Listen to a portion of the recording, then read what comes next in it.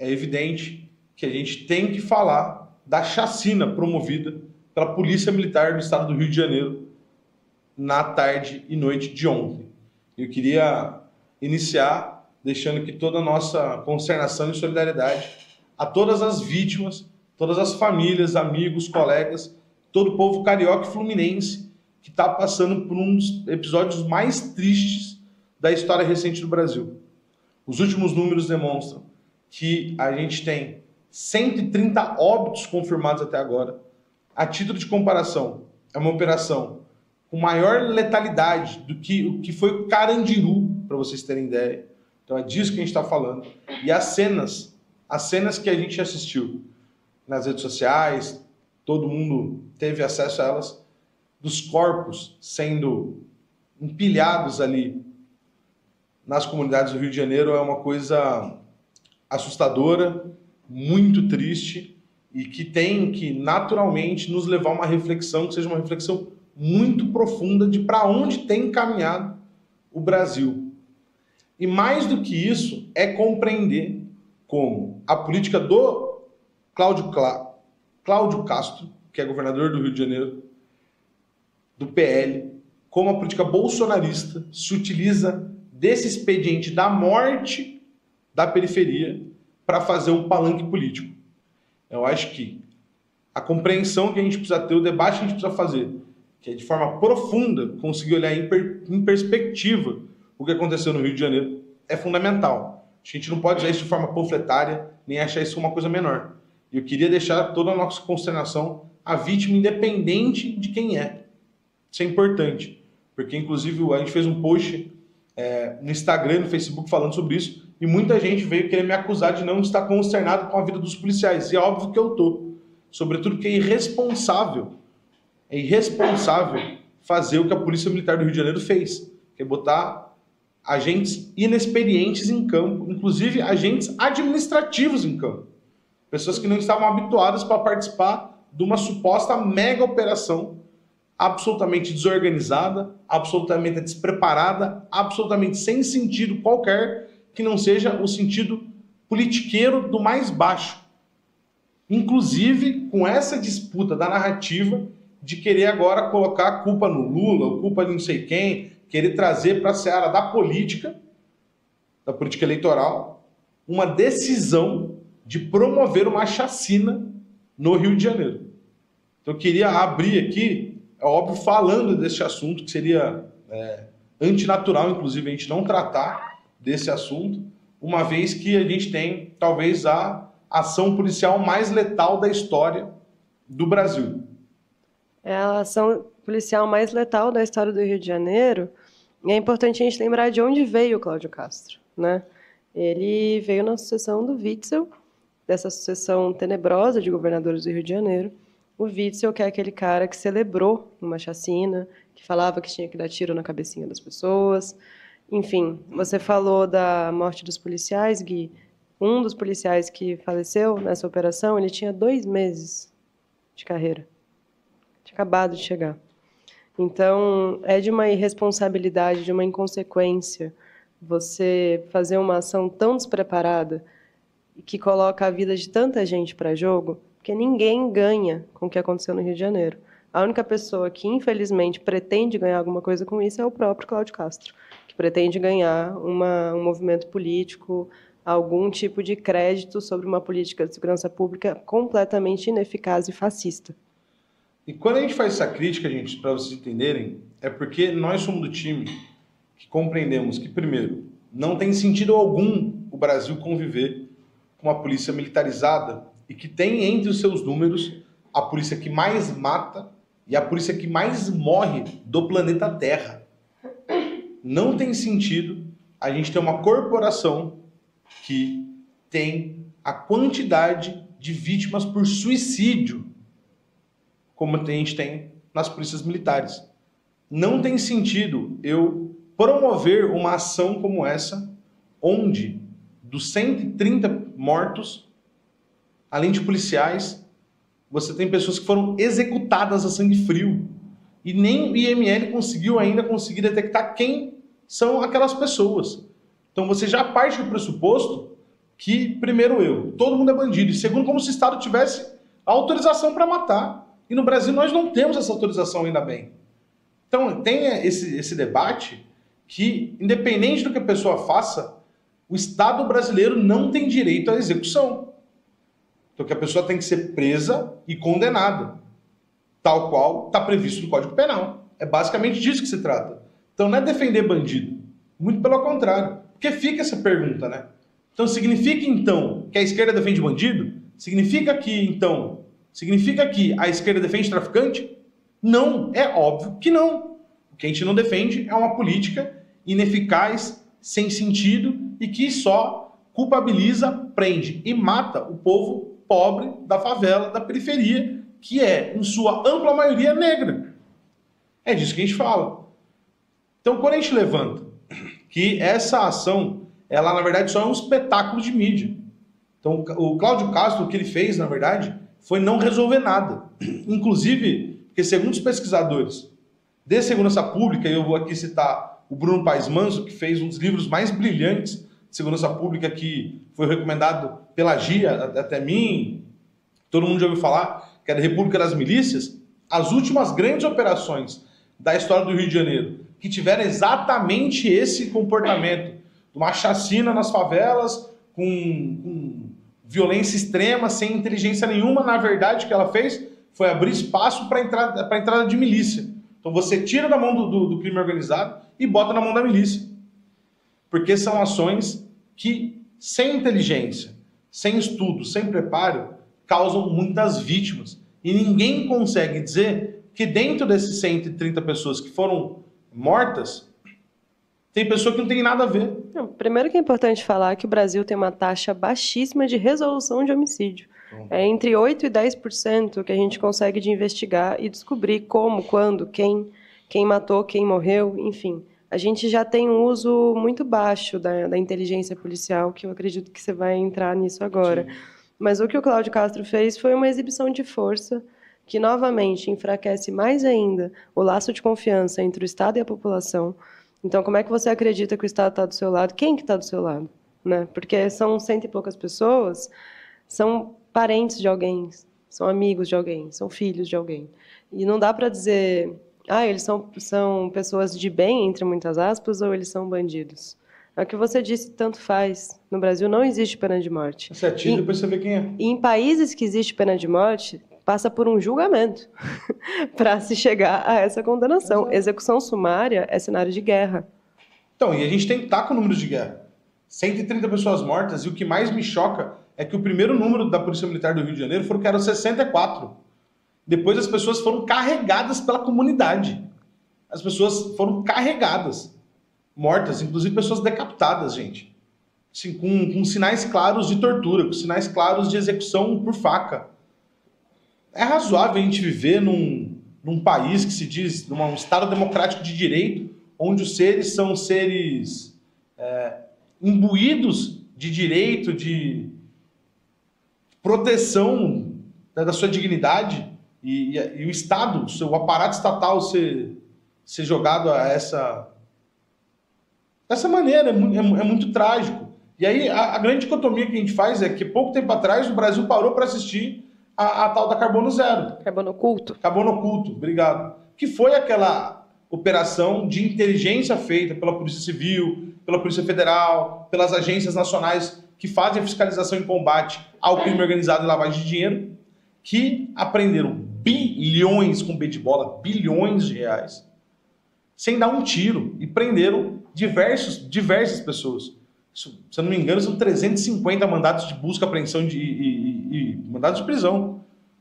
Só que isso foi usado a inteligência. Então você deu um ataque direto na veia central do crime organizado, que é a lavagem de dinheiro, descoberta a partir da questão do tráfico de combustível adulterado, do tal do metanol que ficou tão famoso no Brasil. Só que isso a partir da inteligência. Isso a partir de um estudo, de um cuidado para fazer a coisa. E você foi para onde? Você foi para onde está o centro financeiro da coisa. Aí você foi bater nos grandes condomínios de luxo, foi bater na Faria Lima, sem fazer espetáculo para passar no Fantástico. Não, o que os progressistas defendem, afinal, né? Afinal de contas. É atacar com a cabeça e não com o fígado. Essa política do Rio de Janeiro de espetáculo é uma política de fígado. Hoje, se eu não me engano foi hoje, posso estar errada, mas o ministro Fernando Haddad falou em uma entrevista que o governo federal está há semanas tentando contar com o apoio do governador do Rio de Janeiro para um processo com a Receita Federal, com a Polícia Civil, para apreensão de combustível adulterado no Porto do Rio. E o governo do Rio de Janeiro, do Cláudio Castro, não está cooperando. Sim. Então, ações de inteligência que não geram espetáculo, que não geram mídia, que não geram nome em manchete, não interessa. Agora, usar o povo, a vida das pessoas, como palco para promoção política é praxe. E eu só queria vou trazer para um outro debate, só queria trazer um elemento que eu acho importante, que é quando a gente é obrigado a responder que a esquerda não defende bandido, não defende traficante, é basicamente porque a gente tem a compreensão que a política de segurança pública não tem nada a ver com morte. De que essa política implantada em uma série de polícias militares, que o policial recebe um bônus salarial pela quantidade de óbito que ele promove, pela quantidade de gente que ele mata, que é a tal da Lei Faroeste, não tem sentido nenhum uma coisa dessa. Você tem que promover segurança a partir da inteligência, que é o que foi feito no caso da carbono oculto. Carbono oculto. E eu só estou trazendo para vocês um exemplo, e hoje eu vou entrar onde eu também acho que é importante a gente ficar ligado. Tem uma matéria que eu estou passando aqui, não sei se já apareceu na tela para vocês, do G1 São Carlos. Ó, com helicóptero Força Tática e 50 PMs, operação prende suspeito por tráfico de drogas no interior de São Paulo. A ação foi realizada na quarta-feira, dia 22, isso é, semana passada, no residencial do Conjunto Residencial dos Oitis, no Jardim Guatemi, em Araraquara. A operação aconteceu em conjunto com um mutirão de limpeza e fiscalização da prefeitura.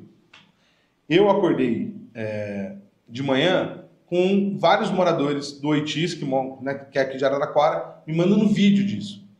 Por que eu estou dizendo? Porque essa operação feita foi um pedido do prefeito Lapena para a Polícia Militar apoiar, entrar num local que é um local dominado pelo tráfico de drogas no nosso município. Só que é uma operação sem sentido também. Porque você colocou lá 50 policiais militares, colocou o tal da Águia, né, que é o helicóptero da polícia, para se mostrar, e você prendeu um suspeito. Não tem sentido nenhum uma coisa dessas. Quem mora na Araraquara, infelizmente, sabe que ali é um ponto dominado pelo tráfico. E que você tem como resolver esse problema, mas você tem que querer resolver esse problema. Isso exige segurança, leitura, estudo, tá lá pensando, fechar saídas para você conseguir detectar o suspeito e atacar a cabeça, que não mora no bairro.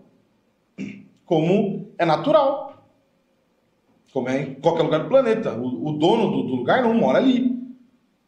E aí a parte interessante, teve essa mega operação. O que aconteceu na mesma noite? O tráfico voltou para lá. Você acha que o Rio de Janeiro, semana que vem, vai estar como essas comunidades? O tráfico vai estar lá de novo. Porque não tem sentido. Então essa é a primeira questão. É absolutamente ineficaz, ineficiente essa guerra às drogas. No Brasil, não tem qualquer sentido. A guerra à droga já perdeu há muito tempo. Que a gente só tem mais um capítulo dessa novela. E deixar claro, chacina não é segurança pública. É qualquer coisa menos uma política de segurança pública. Nenhum carioca está se sentindo mais seguro por conta dessa operação.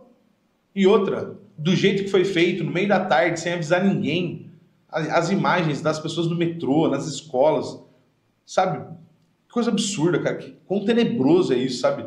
Brincar e jogar com a vida das crianças, pessoa baleada com bala perdida. É um negócio muito, muito, muito horroroso. Mas eu queria... Quer comentar, Gi? Comenta. Não, eu queria ler um comentário, de novo, da Janaína. Tô lendo muito ela hoje. A Janaína comentou. Cláudio Castro fez uma chacina contra o povo negro. Falar que na favela só tem bandido vem de uma mente que não se expande. Eu quis ler esse comentário porque eu acho que é a mesma mentalidade por trás da operação do Oitis, que é a mentalidade do bolsonarismo na segurança pública, que olha para uma comunidade periférica, para uma favela, para um bairro marginalizado e não vê pessoas, famílias, afetos, crianças. É uma mentalidade tão racista que tudo é permitido. Exato. Inclusive é permitido você matar o outro. Sim. Porque o outro é um corpo a ser eliminado. É uma coisa que eles não têm preocupação de saber quem é, porque está incutido dentro da lógica da política, o que tradicionalmente se chama da necropolítica, né? Política que está permitindo, inclusive, matar as pessoas. É sobre isso. Você libera, na verdade, você bota Uma comunidade da favela, que a gente está falando no caso do Rio de Janeiro, são milhões de pessoas morando ali. E você bota a máquina estatal de repressão armada, que tem o poder legítimo da violência, né, que é essa a polícia militar, para matar gente. E aí... E tem outra coisa que eu vi pouca gente falar, mas que eu acho que é uma consequência seríssima, assim, que é um trauma geracional. É um trauma social que você leva de todo mundo que, por sorte, não faleceu nessa chacina, mas que viu, que ouviu, que presenciou, que é vizinho, que conhece alguém que conhece alguém.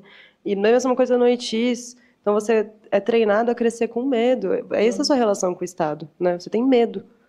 Aí eu queria trazer para um outro aspecto dessa discussão, que é justamente, vocês devem ter ficado sabendo que o presidente Trump promoveu que eles têm chamado de manobra militar, com um número gigantesco de pessoas da Marinha perto da Venezuela. E a gente tem que, claro, sempre estar acompanhando a extrema-direita para saber o que esses caras falam, mas eu resolvi entrar no Twitter do Nicolas Ferreira.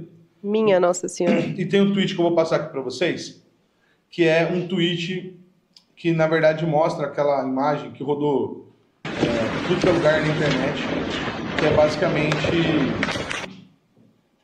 uma imagem de uma comunidade e uma série de locais pegando fogo, comentando aqui, ó, Brasil soberano da esquerda aí. Se você reparar, inclusive, a direita brasileira, o bolsonarismo brasileiro, eles têm começado a usar, inclusive, a expressão narcoterrorista. Narcoterrorista. Por quê? Porque é exatamente a mesma expressão que o Trump usou para justificar os ataques na Venezuela. Então, primeiro a gente tem o Flávio Bolsonaro lá atrás, pedindo um ataque do Trump à Baía de Guanabara, e agora o Nicolas Ferreira faz essa, ele não fala diretamente, mas na entrelinha é isso que ele quer dizer. Olha o Brasil soberano da esquerda aí. Vocês não querem ir contra os Estados Unidos? Aí, ó. Na verdade, o que ele está tentando é deixar claro que existe uma vontade de chamar o Trump para entrar. E eu queria até passar um outro aqui para vocês verem quão absurdo, quão abjeta. Então ele passou o dia falando sobre isso, né? Menos Wagner Moura, mais Capitão Nascimento. Então, assim, o cara não entendeu o que é o filme Tropa de Elite, que é uma crítica, né? Eu sei que existem divergências aqui nesse set, mas uma crítica que o cara não conseguiu compreender. Aí ele usa como uma referência, ó, se algum dia chegamos lá, minha ideia é essa, tá avisado. Na verdade, isso aqui é uma foto, né, que tem circulado no mundo de El Salvador, né? Importante falar que em El Salvador, 2% da população adulta está presa. Que é a maior população carcerária proporcional do mundo, e é uma ditadura muito grave, com todos os líderes de oposição presos, expulsos. E não tal. Existe mais presunção de inocência em El Salvador. Exato, é disso que a gente está falando. Só que aí tem uma questão importante que eu queria dizer. Aqui que interessante. Tem um comentário dizendo o seguinte, ó, não adianta matar 60 traficantes se no dia seguinte já tiverem outros 120 para ocupar o mesmo lugar. Traficante não deixa de ser traficante só porque está morrendo. O problema é bem mais profundo, envolve questões sociais, educacionais e estruturais. Mas os extremistas não vão entender. Esse comentário é corretíssimo. O que o Nicolas fala sobre esse comentário? É só matar os outros 120. Quer dizer, é uma política de extermínio. Ele defende uma política de extermínio. Então você fala, ó, se não adianta você matar 60, se o problema não é esse. O problema é muito mais de raiz de Brasil. E aí, na verdade, o que você está defendendo? O Nicolas Ferreira defende, não, pode matar 60, depois você mata 120, depois você toca o barco aí sem problema. É isso que ele defende, uma política de extermínio, uma política de chacina deliberada. É isso que o Nicolas Ferreira defende. E ele é a síntese do bolsonarismo mais apodrecido, mais putrefado. É isso que ele defende. Isso me lembra aquele comentário que o Bolsonaro fez sobre a ditadura, que devia ter matado mais, não sei, 20 mil, sei lá que número que ele falou. Exato. Assim. Mas isso é baixo demais, até pro Nicolas Ferreira, né? Hoje ele conseguiu me deixar mais chocada. Não, já deu de Nicolas Ferreira aqui, deu, chega. Todo mundo tomando um banho de sal grosso imediatamente. Chega. Mas eu tô levantando isso porque fica cada vez mais claro e mais transparente para todo mundo que a política do bolsonarismo é uma política de morte, é uma política de chacina, é uma política que não se importa com o outro. Inclusive que não quer e não se propõe a ver aonde está o real problema. É onde está a grande questão social. E é assustador saber que tem um deputado federal que era para ser representante do povo brasileiro defendendo a morte do povo brasileiro. Isso é absolutamente É bom lembrar assustador. que o Nicolas Ferreira também, né, que supostamente contra os bandidos, votou a favor da PEC da bandidagem, defendeu, falou que queria blindagem. Exato. Que bandido que esse homem, né, Pois é. defende? O que ele entende, né? Não, isso que eu não vou nem entrar no mérito aqui daquele deputado estadual que é abertamente ligado a facções criminosas do Rio de Janeiro, e ele anda desfilando do lado do Cláudio Castro, Pois é. que é, na verdade, o grande representante da extrema-direita do bolsonarismo no Rio de Janeiro. Certo, Gi? Podemos avançar? Tem mais um último comentário? Certo. Eu falei que a gente não ia falar muito sobre isso, Puxado, mas a gente já hein? está quase 25 minutos falando sobre isso. Eu queria dar uns abraços aqui Manda um nos abraço comentários pra para Pode fazer a nossa transição de assunto. Começando pelo camarada Misael Emílio, que está na sala ao lado. Mandou uma boa noite. Nossa amiga Vitória Diniz, Alessandro, Mauro Bianco, Marcos Cauê, presença ilustre aqui hoje, e Angélica Ribeiro, amor da minha vida, também está acompanhando a nossa live. Um beijo para todo mundo aí, para vários companheiros e companheiras. Teve um assunto, gente, que eu queria tratar e agora vamos entrar. A gente falou que não ia conversar muito sobre segurança pública. Não dá, né? A gente acabou falando bastante, né? Que é um tema importante, mas eu prometo para vocês que nós vamos trazer um debate só sobre isso aqui no canal. É um assunto que eu e a Gi sabe muito mais do que eu, mas é um assunto que eu particularmente gosto, estudo bastante, me interessa muito falar sobre esse assunto e, de novo, acho que a esquerda tem uma deficiência grande em debater esse assunto. Acho que, inclusive, é um erro a esquerda não se apropriar deste debate, porque deixou só na mão da direita, né? E só falar de desmilitarização da Polícia Militar não resolve o problema. Nós precisamos ter uma série de outras ações.